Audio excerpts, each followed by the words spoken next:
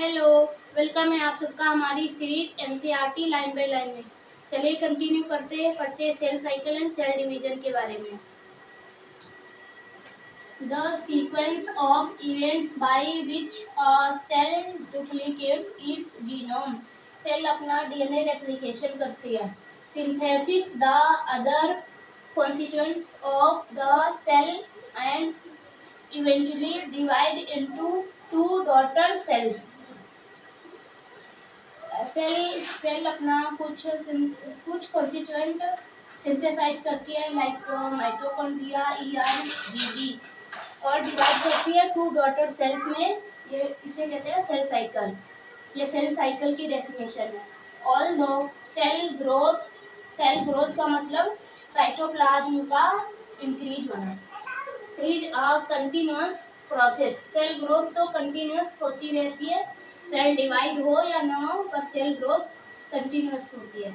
DNA synthesis occur only during one specific stage in the cell cycle. DNA synthesis only specific stage में होती है, उस stage को कहते हैं एस स्टेज।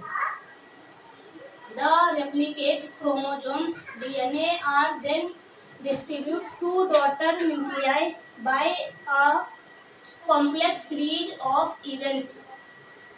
ये रेप्लिकेट करती है, डीएनए क्रोमोसोम्स में हो जाते, डिवाइड हो जाते हैं, जो कि डिस्ट्रीब्यूट करते हैं टू डॉटर न्यूक्लियाई में।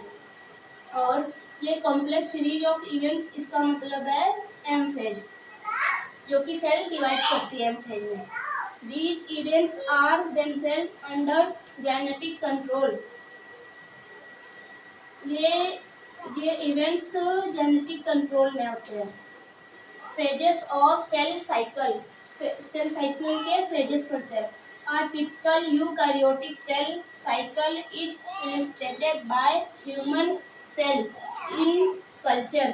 ह्यूमन सेल को कल्चर किया गया, यूकारियोटिक सेल्स में ह्यूमन सेल को कल्चर किया गया। These cell divide once in approximately every 24 hours. ये 24 आवर्स में डिवाइड होती है ह्यूमन सेल्स। जो हमारी डेली लाइफ होती है वो भी 24 आवर्स में होती है।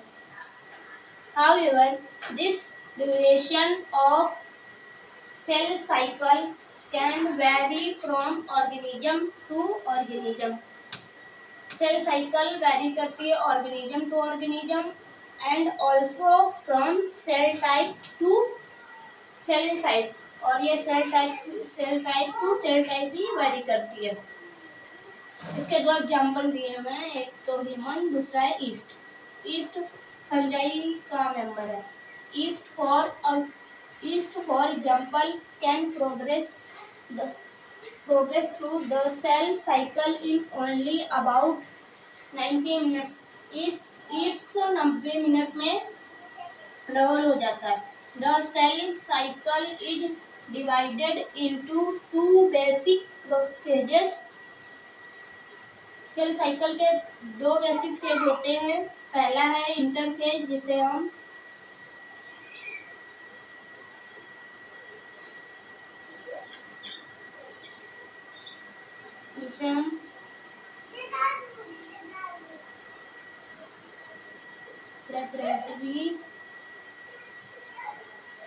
प्रेपरेटरी फेज कहते हैं, और इसे रेस्टिंग फेज भी कहते हैं। रेस्टिंग फेज इसलिए कहते हैं क्योंकि इसमें सेल डिवाइड नहीं करती।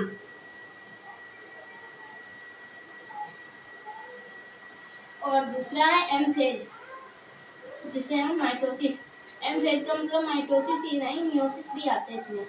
The M phase represents the phase when the actual cell division और mitosis occur and the interphase represents the phase between two successive M phase.